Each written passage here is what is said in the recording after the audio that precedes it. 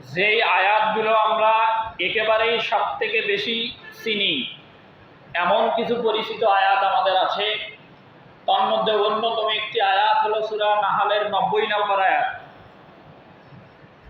ইন্নাল্লাহা ইয়া'মুরু বিল আদলি ওয়াল ইহসান ওয়া ইতা'i যিল কুরবা ওয়া ইয়ানহা আনিল ফাহশাই ওয়াল মুনকার ওয়াল বাগই ইয়াইযুকুম লাআল্লাকুম তাযাক্কারুন। এই আয়াতটার অবস্থান সূরা নাহালের 90 নম্বর আয়াত। এই আয়াতটা আমরা যে জায়গাতে পরিচিত, প্রতি জুমায় সানি খুতবার লাস্টে এই আয়াতটা আমরা পড়ি বা শুনি, সেই জায়গা থেকে এই আয়াতের সাথে আমরা পরিচিত। আল্লাহ তাআলা সূরা নাহালের 90 নম্বর আয়াতে 6টা বিষয় নিয়ে আলোচনা করেছেন।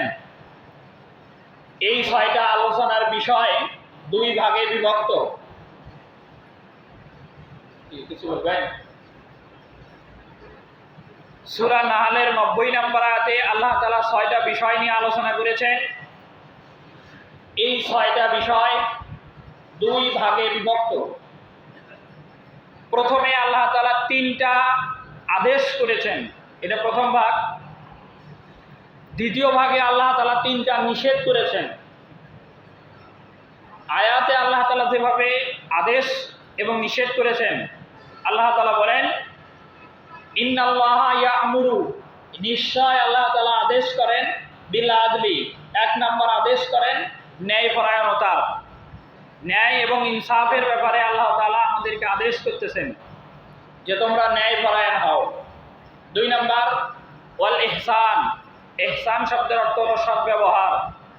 আল্লাহ তাআলা আমাদেরকে 2 নম্বর আদেশ করতেছেন সৎ ব্যবহার করার জন্য। 3 নম্বর আল্লাহ তাআলা আদেশ করতেছেন ওয়া ইতা'i যিল কুরবা, ইতা'i শব্দের অর্থ হলো দেওয়া, যিল কুরবা শব্দের অর্থ হলো আত্মীয়, আত্মীয়দেরকে তাদের হক তোমরা দিয়ে দাও। আল্লাহ তাআলার 3 আদেশ: 1 ন্যায় ইনসাফ প্রতিষ্ঠা করার আদেশ, 2 সর্বস্তরে সবার সাথে সৎ ব্যবহার করার আদেশ, 3 আত্মীয় স্বজনের যা হক এটা দেওয়ার আদেশ। এরপরে আল্লাহ তাআলা 3 বিষয়ে নিষেধ করেছেন। আল্লাহ তাআলা নিষেধ করা বিষয়গুলো এভাবে উল্লেখ করলেন ওয়ায়ানহা আনিল ফাহশা, আল্লাহ তাআলা তোমাদেরকে নিষেধ করেছেন আনিল ফাহশা। ফাহশা শব্দের অর্থ হলো অশ্লীলতা, সর্বরকমের অশ্লীলতা, খারাপ কাজ থেকে মানুষদেরকে নিষেধ করতেছেন। কোনো মানুষ যেন কোনো অশ্লীল কাজের সাথে নিজেকে না জড়ায়।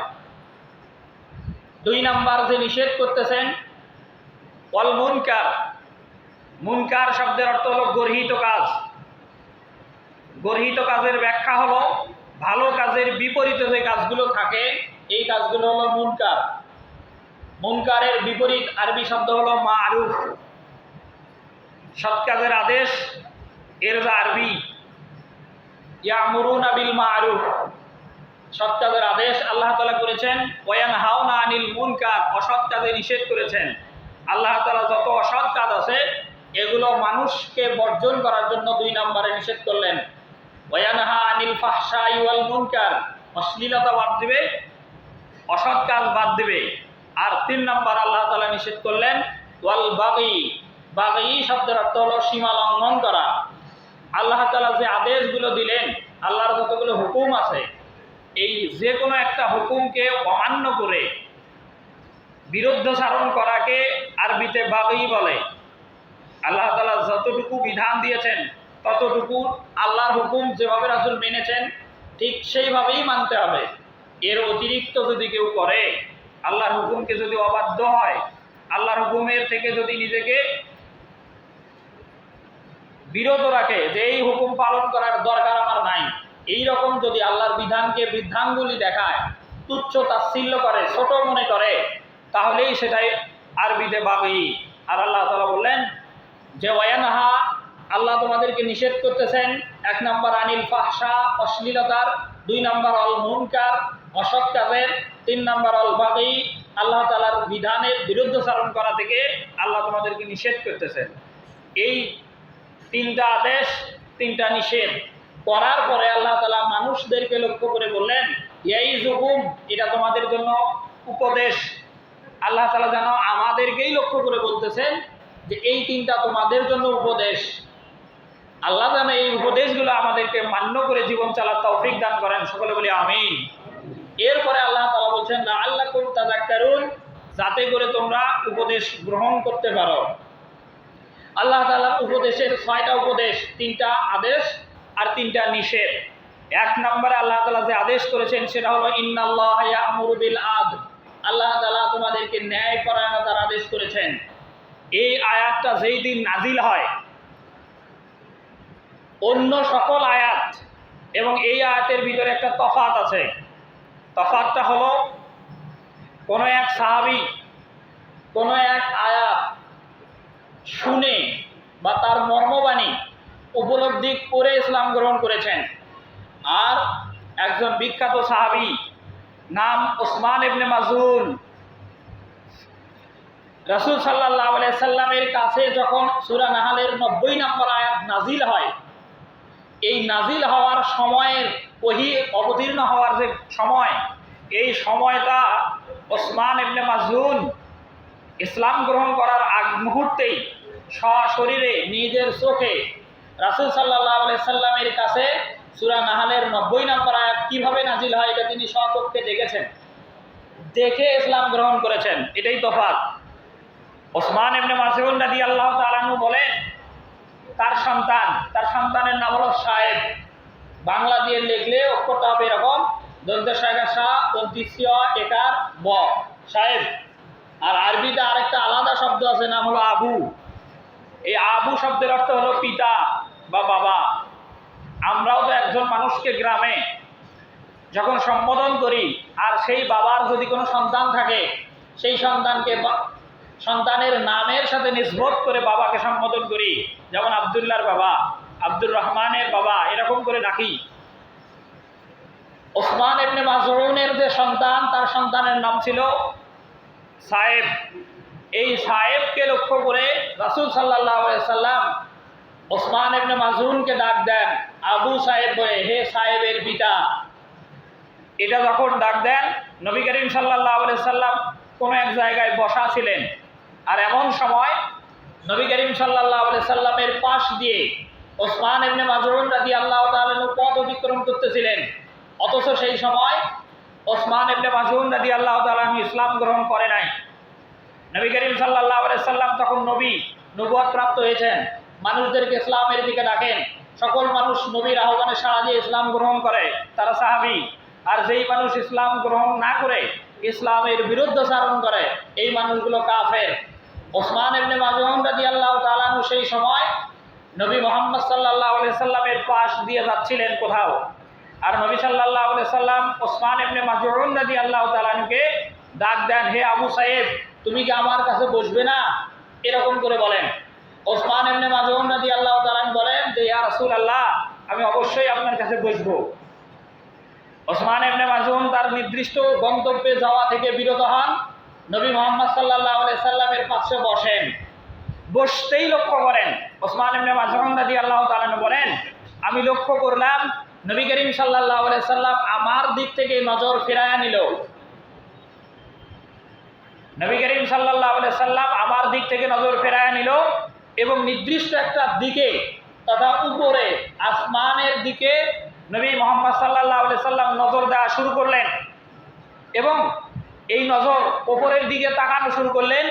এবং ওসমান ইবনে মাজউন রাদিয়াল্লাহু তাআলা বলেন, আমি মনে করলাম এবং দেখলাম যে রাসূল সাল্লাল্লাহু আলাইহি সাল্লাম নজরটা উপরের দিকে প্রথমে তাকালেন, এরপরে ধীরে ধীরে নজরটা উপর দিক থেকে নিচের দিকে নামাতে শুরু করলেন। এরপরে নামাতে এক সময় আমরা যেই দুইজন মুহাম্মদ সাল্লাল্লাহু আলাইহি সাল্লাম এবং ওসমান ইবনে মাজউন বলেন আমি, এই দুইজন যেই জায়গাতে বসা, আমরা দুইজন যেই জায়গাতে বসা, এই জায়গা থেকে নির্দিষ্ট একটু দূরেই রাসূল সাল্লাল্লাহু আলাইহি সাল্লাম তার নজরটাকে স্থির করলেন। যে জায়গাতে নজরটা স্থির করলেন, ওসমান ইবনে মাজউন রাদিয়াল্লাহু তাআলা বলেন, নজর স্থির হওয়ার সাথে সাথেই দেখলাম মুহাম্মদ সাল্লাল্লাহু আলাইহি সাল্লাম আমার কাছ থেকে উঠে গিয়ে ওই স্থির করা জায়গাটাতে নবী করিম সাল্লাল্লাহু আলাইহি সাল্লাম বসলেন। বসার পরে মনে হলো তিনি কারোর সাথে ইশারার মাধ্যমে কথা বলতেছেন। এবং আমি দূর থেকে তার ইশারা করা এবং তিনি কি করতেছেন তার গতিবিধি লক্ষ্য করলাম। ওসমান ইবনে মাজউন রাদিয়াল্লাহু তাআলা আনহু বলেন যে আমি লক্ষ্য করলাম নবী মুহাম্মদ সাল্লাল্লাহু আলাইহি সাল্লাম এমন কিছু ইশারা করতেছেন যে ইশারা দ্বারা বোঝা যায় যে মুহাম্মদ সাল্লাল্লাহু আলাইহি সাল্লামকে কেউ যেন কিছু বলতেছে, আর নবী করিম সাল্লাল্লাহু আলাইহি সাল্লাম ইশারা করে করে তার বলা কথাগুলো নিজে বুঝে নিচ্ছেন। এটা ওসমান ইবনে মাজউন রাদিয়াল্লাহু তাআলা আনহু বলেন। এরপরে আমি লক্ষ্য করলাম এক সময় নবী করিম সাল্লাল্লাহু আলাইহি সাল্লাম আবার ইশারার ভঙ্গিটা পরিবর্তন করলেন। তখন তার ইশারার ভঙ্গিটা এমন হলো যে মুহাম্মদ সাল্লাল্লাহু আলাইহি সাল্লাম এইবার যেন অন্য কাউকে ইশারার মাধ্যমে বিষয়টা বুঝাচ্ছেন। আগের বার ইশারা ছিল নিজে বুঝে নেওয়া, আর পরের বার ইশারা হচ্ছে অন্যকে বুঝানো। এরপরে অনেকক্ষণ পর্যন্ত তাদের এই ঘটনা ঘটলো। ওসমান ইবনে মাজউন রাদিয়াল্লাহু তাআলা আনহু বলেন যখন আমি মনে করলাম যে তাদের প্রথমে মুহাম্মদ সাল্লাল্লাহু আলাইহি সাল্লাম কোনো একটা বিষয় নিজে বুঝে নিলেন, দ্বিতীয়বার তাকে আবার বুঝিয়ে দিলেন, এই বুঝে নেওয়া এবং বুঝিয়ে দেওয়া এই ঘটনাটা যখন শেষ হলো, তখন আবার ওসমান ইবনে মাজউন বলেন আমি লক্ষ্য করলাম মুহাম্মদ সাল্লাল্লাহু আলাইহি সাল্লাম যেন কাউকে বিদায় দিচ্ছেন, এমন ইশারা মনে হলো। এবং তার বিদায়ের দৃষ্টিটা এমন, প্রথমবার যেমন তিনি আসমানের দিকে নজর করেছিলেন, নজরটা ধীরে ধীরে নিচের দিকে নামালেন, নির্দিষ্ট জায়গাটি স্থির করলেন। এবার লক্ষ্য করলাম ওই নির্দিষ্ট জায়গা থেকে কাউকে তিনি বিদায় জানাচ্ছেন এবং সেই বিদায় জানানো ব্যক্তিটা ধীরে ধীরে উপরের দিকে উঠে যাচ্ছেন। এক সময় তার নজরটা আবার উপরের দিক থেকে ফিরে ওসমান ইবনে মাজউন রাদিয়াল্লাহু তাআলা আনহুর দিকে আসলেন। ওসমান ইবনে মাজউন রাদিয়াল্লাহু তাআলা আনহু বলেন এরপরে রাসূল সাল্লাল্লাহু আলাইহি সাল্লাম আবার আমার কাছে ফিরে আসলেন এবং আমার কাছে এসে বসলেন। আমার কাছে বসতেই ওসমান ইবনে মাজউন রাদিয়াল্লাহু তাআলা আনহু বলেন আমি নবীকে জিজ্ঞাসা করলাম, হে মুহাম্মদ তুমি এতক্ষণ কি করলে, কার সাথে ইশারার মাধ্যমে কথা বললে? নবী করিম সাল্লাল্লাহু আলাইহি সাল্লাম বলেন যে আমার কাছে জিবরাইল আলাইহিস সালাম এসেছিল ওহী নিয়ে, এবং জিবরাইলের সাথেই আমি এতক্ষণ পর্যন্ত কথা বলছিলাম। তুমি কি আমার এবং জিবরাইলের মধ্যে কথোপকথনটা লক্ষ্য করেছ? ওসমান ইবনে মাজউন রাদিয়াল্লাহু তাআলা বলেন যে আমি জিবরাইলকে দেখি নাই, তবে এতটুকু আপনাদের মধ্যকার ইশারার কথা দিয়ে বুঝেছি যে আপনি কারোর সাথে কথা বলতেছিলেন, এতটুকু আমি আন্দাজ করেছি। নবী করিম সাল্লাল্লাহু আলাইহি সাল্লাম বলেছেন তিনি ছিল জিবরাইল আলাইহিস সালাম আমার কাছে ওহী নিয়ে এসেছিল। ওসমান ইবনে মাজউন রাদিয়াল্লাহু তাআলা বলেন যে কি ওহী আনছিল এটা আমাকে জানান। নবী করিম সাল্লাল্লাহু আলাইহি সাল্লাম বলেন এই মাত্রই জিবরাইল আলাইহিস সালাম আমার কাছে সূরা নাহলের 90 নম্বর আয়াত ইন্নাল্লাহা ইয়া'মুরু বিল আদলি ওয়াল ইহসান ওয়া ইতাই যিল কুরবা ওয়া ইয়ানহা আনিল ফাহশাই ওয়াল মুনকারি ওয়াল বাগি ইয়াইযুকুম লাআল্লাকুম তাযাক্কারুন এই আয়াত নাযিল করলেন। ওসমান ইবনে মাজউন রাদিয়াল্লাহু তাআলা যেহেতু মক্কার লোক, আরবি ভাষাভাষী, তার কাছে আর নতুন করে অনুবাদ করে এই আয়াতের দেওয়ার দরকার হয় নাই যে আল্লাহ তাআলা এই আয়াতে এই বিষয়গুলো আদেশ করেছেন, এই বিষয়গুলো নিষেধ করেছেন, এটা ব্যাখ্যার প্রয়োজন তার কাছে ছিল না। আয়াত শুনেই তিনি আদেশগুলো বুঝতে পেরেছেন এবং তিনি নিজের জীবনের সাথে মিলায় নিয়েছেন এভাবে যে আল্লাহ তাআলা যে বিষয়গুলো আদেশ করলেন এই বিষয়গুলো কতই না উত্তম বিষয়, এগুলো প্রত্যেক মানুষের জীবনে মেনে চলা দরকার। এবং আল্লাহ তাআলা যে বিষয়গুলো নিষেধ করলেন এই বিষয়গুলো কতই না নিকৃষ্ট বিষয়, এগুলো মানুষের জীবনের মধ্যে যদি থেকে থাকে তাহলে এই আমলগুলো, বদ আমলগুলো জীবন থেকে অতি দ্রুত এই মুহূর্তেই বর্জন করা দরকার। ওসমান ইবনে মাজউন রাদিয়াল্লাহু তাআলা ইসলাম গ্রহণ করার আগে নবীর সাথে বসে এই আয়াত নাজিল হওয়ার ঘটনা দেখে এরপরে নবী করিম সাল্লাল্লাহু আলাইহি সাল্লামকে বলেন, হে আল্লাহ রাসূল আপনি আমাকে মুসলমান বানায় নেন, আমি আপনাকে সাক্ষ্য রেখে আপনার সামনেই ইসলামের ঘোষণা দিলাম, কালেমা পড়লাম লা ইলাহা ইল্লাল্লাহু মুহাম্মাদুর রাসূলুল্লাহ। এই হলো এই আয়াত নাজিলের সময়ের কথা। এই আয়াত নাজিল যখন হয় সাথে সাথেই ওসমান ইবনে মাজউন নাজিলের ঘটনাটা স্বচক্ষে দেখেন এবং ইসলাম গ্রহণ করেন। আলোচনার জন্য বলছি এরকম, ইসলামের ইতিহাসে তিনজন ব্যক্তি ওসমান, ইসলামের ইতিহাসে তিনজন ব্যক্তি ওসমান। এক নম্বর তিনি হলেন ওসমান ইবনে আফফান, ইসলামের তৃতীয় খলিফা, নবী করিম সাল্লাল্লাহু আলাইহি সাল্লামের দুই মেয়ের জামাতা, যার উপাধি হলো গনি অথবা জিন্নুরায়ুন। এই ওসমান ইবনে আফফান রাদিয়াল্লাহু তাআলা প্রথম ব্যক্তি ইসলামের ইতিহাসে ওসমান নামে। দ্বিতীয় ব্যক্তি ওসমান ইবনে মাজউন, যিনি সূরা নাহলের 90 নম্বর আয়াত নাজিলের সময়ের সাক্ষী এবং এই আয়াত শুনে ইসলাম গ্রহণকারী ব্যক্তি। 3 নম্বর ওসমান ইবনে হুনাইফ। এই ওসমান ইবনে হুনাইফ রাসূল সাল্লাল্লাহু আলাইহি সাল্লামের হিজরত করার পরে মদিনায় যাওয়ার পরে ইসলাম গ্রহণ করেন। এই 3 জন ব্যক্তি ইসলামের ইতিহাসে ওসমান নামে পরিচিত। এই আয়াত শুনেই যেহেতু ওসমান ইবনে মাজউন রাদিয়াল্লাহু তাআলা ইসলাম গ্রহণ করেন, এই আয়াতের প্রথম যে বিষয় ইন্নাল্লাহা ইয়া'মুরু বিল আদলি, নিশ্চয় আল্লাহ তাআলা ন্যায় বিচারের আদেশ করেছেন। ন্যায় বিচারের মানদণ্ডে যারা উত্তীর্ণ ছিলেন তাদের ভিতরে 1 নম্বর ন্যায়পরায়ণ ব্যক্তি হলেন নবী মুহাম্মদ রাসূলুল্লাহ সাল্লাল্লাহু আলাইহি সাল্লাম। নবী মুহাম্মদ সাল্লাল্লাহু আলাইহি সাল্লামের চেয়ে আর কেউ বেশি ন্যায় বিচারের দৃষ্টান্ত দুনিয়াতে স্থাপন করতে পারে নাই। 2 নম্বর যারা ন্যায় বিচারের দৃষ্টান্ত স্থাপন করেছেন তারা হলেন লক্ষাধিক নবী এবং রাসূল, যারা দুনিয়াতে আল্লাহর জমিনে আল্লাহর দিন প্রতিষ্ঠা করা প্রচার করার লক্ষ্যে দুনিয়াতে আগমন করেন ধারাবাহিকভাবে। সকল আম্বিয়া ইকরাম ছিলেন ন্যায় বিচারের উৎকৃষ্ট উদাহরণ। 3 নম্বর ন্যায় বিচারের উৎকৃষ্ট উদাহরণ হলো সকল সাহাবা ইকরাম। এখানে মিল আছে একটা, আল্লাহ তাআলা দুনিয়াতে তার দিন প্রসারের জন্য নবী দুনিয়াতে পাঠান 1.25 লক্ষ, মতান্তরে 2,25,000। তবে মিশকাত শরীফের হাদিস 1,24,000। মিশকাত শরীফের আম্বিয়া সিফাতুল আম্বিয়া ভিতরে হাদিস আছে যে নবী করিম সাল্লাল্লাহু আলাইহি সাল্লাম বলেন আল্লাহ তাআলা দুনিয়াতে নবী প্রেরণ করেন 1,24,000। এর মধ্যে রাসূল আর নবী দুইটাতে কথা, নবীদের চেয়ে রাসূলেরা বেশি পাওয়ারফুল, তাদের মর্যাদা আল্লাহর কাছে বেশি।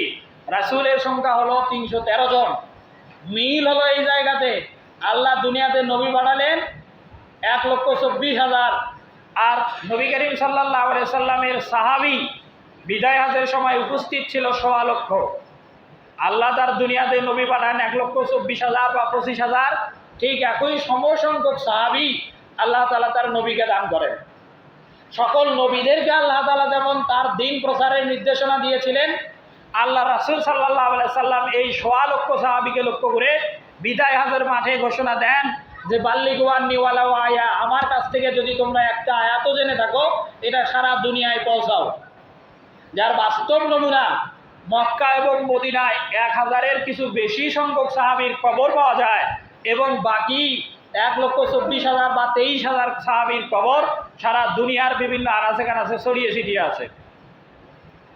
এরপরে আল্লাহ তাআলা তার রিসালাতের দায়িত্ব দুনিয়াতে প্রসারের জন্য যেমন নবী রাসূল পাঠান 313 জন, এই 1,25,000 সাহাবীদের ভিতরে 313 জন ছিল বদরি সাহাবী, যাদের মর্যাদা সকল সাহাবী এবং উম্মতের মুসলমানদের ভিতরে সবার উপরে। রাসূল সাল্লাল্লাহু আলাইহি সাল্লাম বদরি সাহাবীদের ব্যাপারে বলেছেন ইমালু মা শিতুম। বদরের যুদ্ধ থেকে ফিরে আসার পরে নবী বলেন যে ইমালু মা শিতুম, তোমাদের যা খুশি তা তোমরা করতে পারো, কদ গফারতা লাকুম, আল্লাহ তাআলা তোমাদের জীবনের গুনাহ খাতাগুলো মাফ করে দিয়েছেন। বদরের যুদ্ধের সাহাবী 313 জনের মর্যাদা এরকম। আর বদরের যুদ্ধের কথা সরাসরি আল্লাহ তাআলা কোরআন মাজিদে বলেছেন যে লাকাদ নাসারাকুমুল্লাহু বিবাদরি ওয়া আনতুম আযিল্লা ফাত্তাকুল্লাহা লাআল্লাকুম তাশকুরুন। যে লাকাদ নাসারাকুমুল্লাহ, আল্লাহ তোমাদেরকে সাহায্য করেছেন বিবাদরিন, বদরের যুদ্ধের ময়দানে, ওয়া আনতুম আযিল্লা, আর তোমরা ছিলে দুর্বল। এখানে দুর্বল বলতে সর্বদিক থেকে, সৈন্যর দিক থেকে, অস্ত্রের দিক থেকে, সর্বদিক থেকে মুসলমানেরা কাফেরদের তুলনায় দুর্বল ছিল। আল্লাহ তাদেরকে সাহায্য করেছেন বদরের মাঝে, এ কারণেই বদরে মুসলমানেরা বিজয়ী হয়েছে। আর বিজয়ের কারণে যেন মুসলমানেরা আল্লাহর কৃতজ্ঞতা প্রকাশ করে, আল্লাহ তাআলা বলছেন লাআল্লাকুম তাশকুরুন, যাতে করে তোমরা কৃতজ্ঞতা প্রকাশ করতে পারো। ন্যায় বিচার প্রতিষ্ঠার জন্য একমাত্র উদাহরণ ছিলেন নবী মুহাম্মদ সাল্লাল্লাহু আলাইহি সাল্লাম। 2 নম্বর সকল নবী আলাইহিস সালামগণ, 3 নম্বর সকল সাহাবায়ে কিরামগণ, আর 4 নম্বরে হলেন সকল বুজুর্গানে দিন নেককার বান্দা। আর এরাই এই 4 শ্রেণীর মানুষই আল্লাহর পক্ষ থেকে নিয়ামত প্রাপ্ত বান্দা। সূরা বাকারায় আর সূরা ফাতিহায় আমরা আল্লাহর কাছে যে কথা বলি যে আনআমতা আলাইহিম, আল্লাহ আপনি আমাদেরকে নিয়ামত প্রাপ্ত বানান, আর এই 4 শ্রেণীর মানুষই আল্লাহর পক্ষ থেকে নিয়ামত প্রাপ্ত। নবী করিম সাল্লাল্লাহু আলাইহি সাল্লাম ন্যায় বিচারের দৃষ্টান্ত স্থাপন করেছেন যেভাবে আমরা জানি কোরআন মাজিদে একমাত্র এক সাহাবীর নাম কোরআন শরীফে এসেছে, সূরা আহজাবে, সেই সাহাবীর নাম যায়েদ ইবনে হারেস। রাসূল সাল্লাল্লাহু আলাইহি সাল্লামের পালক পুত্র যায়েদ। এই যায়েদ রাদিয়াল্লাহু তাআলা আনহুর ঘটনা বলতে গিয়ে আল্লাহ তাআলা যায়েদ নাম উল্লেখ করেছেন, একমাত্র সাহাবী। সাহাবীর নামে একমাত্র এসেছে যায়েদের নাম। এছাড়াও অসংখ্য সাহাবীর কথা কোরআন মাজিদে আল্লাহ তাআলা আলোচনা করেছেন। যেমন সূরা বাকারার প্রথমের দিকেই অনেক সাহাবীর কথা আল্লাহ তাআলা আমভাবে উল্লেখ করেছেন। আল্লাহ তাআলা বলছেন, ওয়াইদা কিলা লাহুম আমিনু, যখন তাদেরকে বলা হয় তোমরা ঈমান আনো, কামা আমানান নাস, যেমন সাহাবীরা ঈমান এনেছে। এখানে নাস মানে মানুষ, এই মানুষ বলতে সাহাবীরা। সাহাবীরা যেভাবে ঈমান এনেছে, আল্লাহ সকল মানুষদেরকে আদেশ করতেছেন যে সাহাবীদের মতো তোমরা ঈমান আনো। তার মানে সাহাবীদের ঈমান আল্লাহর কাছে অনেক পছন্দের ছিল। সাহাবীরা যেইভাবে ঈমান আল্লাহর প্রতি ঈমান এনেছিল, এই ঈমান আল্লাহর কাছে পছন্দ ছিল। এই কারণে সাহাবীদের ঈমানকে আল্লাহ তাআলা উদাহরণ হিসেবে উপস্থাপন করে আমাদেরকে নির্দেশ করলেন যে কামা আমানান নাস, আল্লাহ বলছেন সাহাবীরা যেমন ঈমান এনেছে ঠিক তোমরাও সেইভাবে ঈমান আনো। এখানে সকল সাহাবীর আলোচনা আল্লাহ তাআলা আমভাবে করলেন। এরপরে আবু বকর রাদিয়াল্লাহু তাআলা আলোচনা কোরআন শরীফের অনেক জায়গাতে আছে। যেমন প্রথম এসেছে হিজরতের ঘটনা সূরা তাওবা 40 নম্বর আয়াতে, ইজ হুমা ফিল গার। ইজ মানে যখন, হুমা মানে দুইজন, ফি মানে মধ্যে, গার মানে ওই সাওর নামক গুহা। ইজ হুমা ফিল গার, যখন দুইজন ওই সাওর নামক গুহার ভিতরে। ইজ ইয়াকুলু, যখন একজন বলল, লি আহাদিহিমা, আহাদুন মানে এক, হিমা মানে দুইজন, মানে নবী সাল্লাল্লাহু আলাইহি সাল্লাম এবং আবু বকর রাদিয়াল্লাহু তাআলা আনহু, এই দুইজনের একজন। ইজ ইয়াকুলু লি আহাদিহিমা, দুইজনের একজন বলছিল, সাহিবি মানে তার সঙ্গীকে, মানে একজন আরেকজনকে বলছিল, কি বলছিল, যে আমরা প্রায় ধরা পড়ে গেলাম। ওই যে সুরাকা এবং যারা কাফের, আমাদের পায়ের চিহ্ন দেখে দেখে আমাদেরকে খুঁজতে খুঁজতে এই গুহার নিচে একবার এসেছে, মুখে পর্যন্ত তারা এসেছে, তাদের পা দেখা যাচ্ছে, তারা শুধু নজরটা নিচের দিকে দিলেই আমাদেরকে তারা দেখতে পায়। এই কথা যখন বলতেছিল একজন আরেকজনকে, তখন আরেকজন বলতেছিল লা তাহজান ইন্নাল্লাহা মাআনা, যে ভয় পাওয়ার কিছু নাই, আল্লাহ আমাদের সাথে আছেন। আর আমরা এখানে দুইজন না, আমরা তিনজন। ফাইনামা কুনতুম ফাহুয়া মাআকুম, তোমরা যেখানেই যে অবস্থায় থাকো না কেন আল্লাহ তোমাদের সাথে আছেন। এইখানে আবু বকর রাদিয়াল্লাহু তাআলা আনহু বলছিলেন নবীকে যে আমরা প্রায় ধরা পড়ে গেলাম, আর নবী করিম সাল্লাল্লাহু আলাইহি সাল্লাম বলছিলেন যে আল্লাহ আমাদের সাথে আছেন, ভয় পাওয়ার কিছু নাই। এখানে আবু বকর রাদিয়াল্লাহু তাআলা আনহু আলোচনা সরাসরি, কিন্তু নামটা উল্লেখ নাই। আবার সূরা ফাতা 48 নম্বর সূরা, মক্কা বিজয়ের নামে সূরা। এই সূরাতে শেষ আয়াতে 29 নম্বর আয়াতে 4 খলিফার নামেই আল্লাহ তাআলা বলছেন, তবে নাম ধরে ধরে নয়, তাদের গুণ ধরে ধরে। আল্লাহ তাআলা বলছেন মুহাম্মদ রাসূলুল্লাহ, মুহাম্মদ সাল্লাল্লাহু আলাইহি সাল্লাম হলেন আল্লাহর রাসূল। ওয়াল্লাযিনা মাআহু, যে ছিল তার সাথে, যে ছিল তার সাথে, এই সাথে বলতে আবু বকর রাদিয়াল্লাহু তাআলা হিজরতের সময় তার সাথে ছিল। আশিদ্দাহু আলাল কুফার, 2 নম্বর খলিফা হযরত ওমর রাদিয়াল্লাহু তাআলা যিনি ছিলেন কাফেরদের ব্যাপারে কঠোর। এই দ্বারা বদরের যুদ্ধের পরে, বদরে মুসলমানেরা যখন বিজয় লাভ করেন, এরপরে যারা কাফেরদের ভিতর থেকে 70 জন কাফের মুসলমানদের কাছে বন্দী হয়, এই 70 জনের ব্যাপারে কি সিদ্ধান্ত গ্রহণ করা হবে? তাদেরকে হত্যা করা হবে, না তাদের কাছ থেকে কোনো টাকা মূল্যপণ মুক্তিপণ নিয়ে তাদেরকে মুক্ত করে দেওয়া হবে, নাকি তাদেরকে বাধ্য করে ইসলাম গ্রহণ করতে বাধ্য করা হবে? এই ব্যাপারে পরামর্শ নেওয়া হয়। তখন ওমর রাদিয়াল্লাহু তাআলা আনহু পরামর্শ দিয়েছিলেন রাসূলকে যে এই বদরে যারা অংশগ্রহণ করেছি, এই বদরে যারা অংশগ্রহণ করেছি তারা এমন যে পিতা কাফেরদের পক্ষে অংশ নিয়ে বদরে উপস্থিত হয়েছিল, ছেলে মুসলমানদের পক্ষে অংশ নিয়ে ইসলামের পক্ষে অংশগ্রহণ করেছিল। যেমন আবু বকর রাদিয়াল্লাহু তাআলা আনহু মুসলমানদের পক্ষে অবস্থান ছিলেন, আবু বকর রাদিয়াল্লাহু তাআলা আনহুর সন্তান কাফেরদের পক্ষে অবস্থান নিয়েছিলেন। হযরত মুসআব ইবনে উমাইর, তিনি বড়লোক সাহাবী ছিলেন, সবথেকে বড় লোক। আসমাউর রিজাল, এই ফাজিল ক্লাসে পড়ানো হয় উলুমুল হাদিসে, যেই রিজাল শাস্ত্রে যেই সকল সাহাবী হাদিস বর্ণনা করেন তাদেরকে একত্রিতভাবে 110 জন সাহাবী আছে, তাদের সমষ্টিকে রিজাল বলে। এদের ভিতরে মুসআব ইবনে উমাইরের জীবনী আছে। তিনি যে জুতা পরতেন, আমরা যত বড় লোকেই হই আমাদের জুতার মূল্য 10,000-এর উপরে নয়। আর মুসআব ইবনে উমাইর এমন একজন বড়লোক সাহাবী ছিলেন ইসলাম গ্রহণের আগে, যার জুতার ফিতাগুলো স্বর্ণ দিয়ে তৈরি হতো। এখান থেকে আন্দাজ করা যায় যে মুসাহাব ইবনে উমাইর কত বড় লোক ছিলেন। এই মুসাহাব ইবনে উমাইর মুসলমানদের পক্ষে বদরে অংশ নেন, তার ভাই কাফেরদের পক্ষে অংশ নেন। এমনকি আবু উবাইদা ইবনুল জাররাহ আশারায়ে মুবাশশারা 10 জনের একজন, মুসলমানদের পক্ষে অংশ নেন, কাফেরদের বিরুদ্ধে পক্ষে অংশ নেন তার বাবা। এবং এই আবু উবাইদা ইবনুল জাররাহ এমন একজন সাহাবী যিনি বদরের যুদ্ধের দিনে কাফের পিতাকে হত্যা করেছিলেন। এই নিয়ে কোরআন শরীফে আয়াত আছে, সূরা মুজাদালা 28 পারার প্রথম সূরা 58 নম্বর সূরা, এটার 22 নম্বর আয়াত। এই আয়াতে আল্লাহ তাআলা বলেন যে তারা এমন লা তাজিদু কওমা ইউমিনুনা হাব্বা, লা তাজিদু কওমান, এমন একটা সম্প্রদায়কে আপনি পাবেন না যাদের কাছে ইসলাম ইমানের অপেক্ষা পিতামাতা বেশি প্রিয়। তার মানে এই আবু উবাইদা ইবনুল জাররাহ রাদিয়াল্লাহু তাআলা আনহুর কাছে ইমান বেশি প্রিয় ছিল। ওয়াল্লাযীনা আমানু আশাদ্দু হুব্বান লিল্লাহ, যারা ইমানদার তাদের কাছে আল্লাহ সবথেকে বেশি প্রিয়। তো এই ছিল বদরের চিত্র। মুসাহাব ইবনে উমাইর রাসূলকে পরামর্শ দিয়েছিল, সকল বদরি যারা কাফের ৭০ জন বন্দী হলো, যে ৭০ জন কাফের সাহাবীদের কাছে বন্দী হলো বদরে, এদের ভিতরে মুসাহাব ইবনে উমাইরের ভাই, নিজের ভাই, কাফেরদের পক্ষে যুদ্ধ নেওয়ার কারণে যুদ্ধে অংশ নিয়ে মুসলমানদের হাতে বন্দী হয়। এর ব্যাপারে সাহাবীরা পরামর্শ চায় মুসাহাব ইবনে উমাইরের কাছে যে তোমার ভাই তো কাফের, সে কাফেরদের পক্ষে অংশ নিয়ে মুসলমানদের বিপক্ষে অংশ নিয়ে আজকে এখানে বন্দী, তার ব্যাপারে তোমার কি পরামর্শ? মুসাহাব ইবনে উমাইর বলছিল যে তার কাছ থেকে অনেক মোটা অঙ্কের মূল্যবান গ্রহণ করো, কেননা তার মা অনেক বড় লোক। নিজের মাই ছিল, কিন্তু নিজের মা ইসলামের কারণে পরিচয়টা এইভাবে দিচ্ছেন না, বরং মুসলমানদেরকে বোঝাচ্ছেন যে তার মা বড় লোক, তার কাছ থেকে অনেক বেশি পরিমাণ অর্থ নিয়ে তাকে ছেড়ে দাও।